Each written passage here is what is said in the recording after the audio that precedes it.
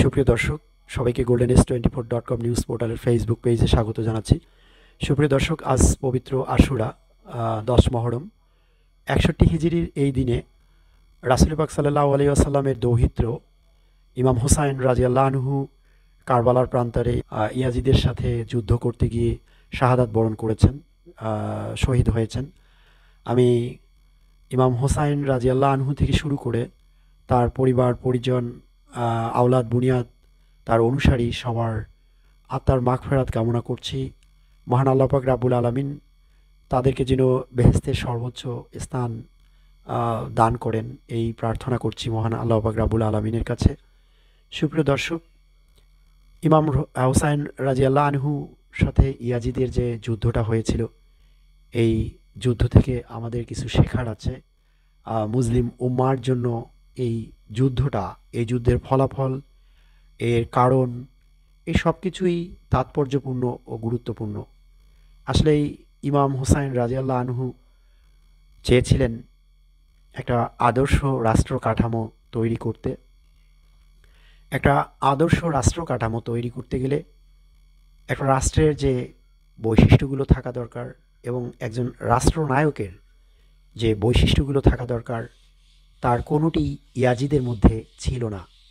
আমরা সবাই জানি যে কোনো একজন মানুষ, স্পেশালি তিনি যদি রাসূলের বংশধর হন, রাসূলের দৌহিত্র হন, তাহলে তো কথাই নেই।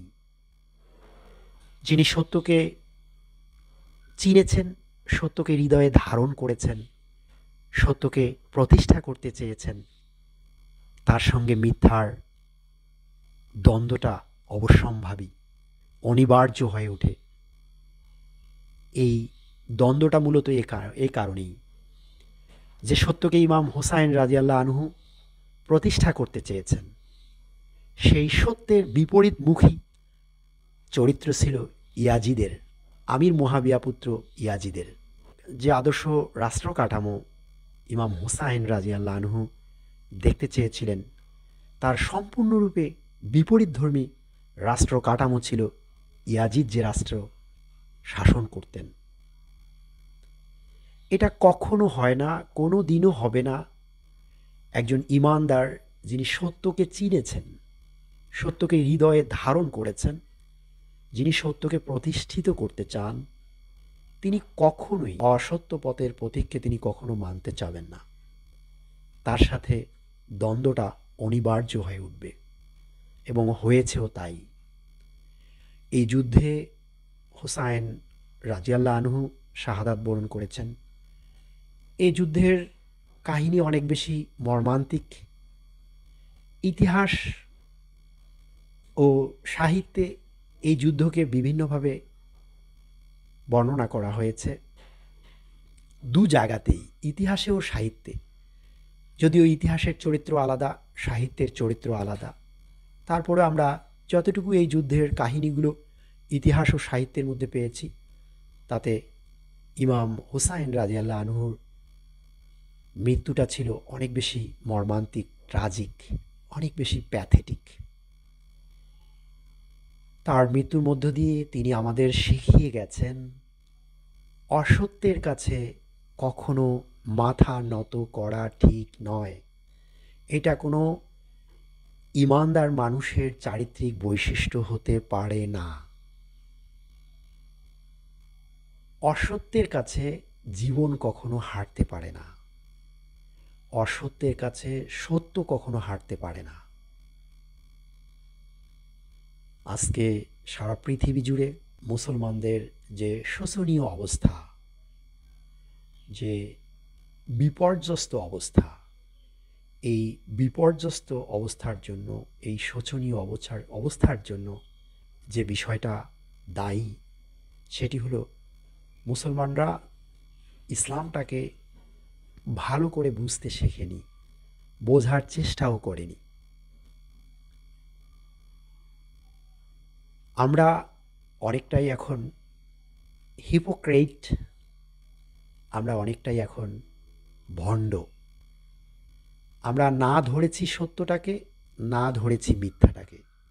সত্য ও মিথ্যাকে আমরা গুলিয়ে ফেলেছি। আমি না হাঁটছি ডানে, আমি না হাঁটছি বামে, আমি ডান ও বামের মাঝামাঝি হাঁটছি। এই আপনি যখন সুনির্দিষ্ট কোনো পথে হাঁটতে পারবেন না, সুস্পষ্ট কোনো পথ অবলম্বন করতে পারবেন না, সমস্যাটা তখনই তৈরি হবে। কিন্তু একই সাথে আপনি মসজিদে যাচ্ছেন, আপনি হজে যাচ্ছেন, আপনি রোজা রাখছেন, কিন্তু আপনি জালিয়াতিও করছেন, আপনি ভণ্ডামিও করছেন। আপনি এমন কোনো খারাপ কাজ নেই যেটা করছেন না। জাল জালিয়াতি, দুর্নীতি, অমানবিকতা এমন কোনো খারাপই নেই যা আপনি করছেন না। এই যে দুপথে হাঁটা, এই দুপথে হাঁটতে গিয়েই আজকের মুসলমানের এই শোচনীয় অবস্থা। আপনাকে সুনির্দিষ্ট ও সুস্পষ্ট একটা পথ অবলম্বন করতে হবে, একটা পথ ধরতে হবে। আপনি যখনই ডিলেমার মধ্যে থাকেন, আপনি যখনই ফ্লাকচুয়েটেড হয়ে যান, আপনি যখন দোদুল্যমান অবস্থার মধ্যে পড়ে যান, তখন আপনাকে দিয়ে আমাকে দিয়ে ক্ষতিটা বেশি হয়। যে মানুষ জেনেছে, জানার পর সুপরিকল্পিতভাবে দোদুল্যমান অবস্থার মধ্যে পড়ে আছে, সেই বেশি জালিয়াতি করছে, সেই বেশি ভণ্ডামি করছে। এবং আজকের পৃথিবীতে মুসলমানদের শোচনীয় অবস্থার জন্য এই এক শ্রেণীর মানুষ সব থেকে বেশি দায়ী। কাজে আপনাকে সুনির্দিষ্ট একটা পক্ষ অবলম্বন করতে হবে, হয় সত্য না হলে মিথ্যা। আসুন সবাই আমরা ইমাম হুসাইন রাদিয়াল্লাহু আনহুর যে আদর্শ ছিল, সেই আদর্শকে লালন করি এবং ইসলামের সুমহান আদর্শগুলো আমাদের ব্যক্তিগত জীবনে, সমাজ জীবনে, রাষ্ট্রীয় জীবনে প্রয়োগ করার চেষ্টা করি। আমি ইতোপূর্বে আমার ভিডিওতে বলার চেষ্টা করেছি যে ইসলাম একটা প্রায়োগিক ধর্ম। আপনি যদি ইসলামকে আপনার ব্যক্তিগত জীবনে, সমাজ জীবনে, পারিবারিক জীবনে, রাষ্ট্রীয় জীবনে প্রয়োগ করতে না পারেন, তাহলে ইসলাম থেকে আপনি কোনো মজাই নিতে পারবেন না, আপনি কোনোভাবেই বেনিফিটেড হতে পারবেন না, না না না। এই ইসলাম একটা প্রায়োগিক ধর্ম।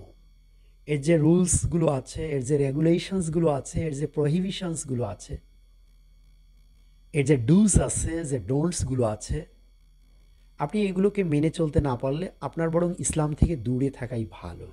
তাহলে আপনি ভালো থাকতে পারবেন পার্থিব জগতে।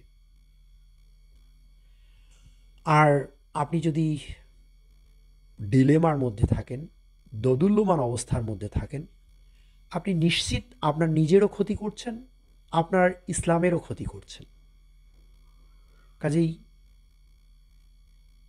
ইসলামের আদর্শগুলো যদি আপনি পারফেক্ট মনে করেন, if you think that the rules and regulations, the prohibitions, the do's and don'ts are perfect for your personal life, for your country, for your society, then you can decide to take Islam. So I think a Muslim should not be fluctuated. A Muslim cannot live in dilemma.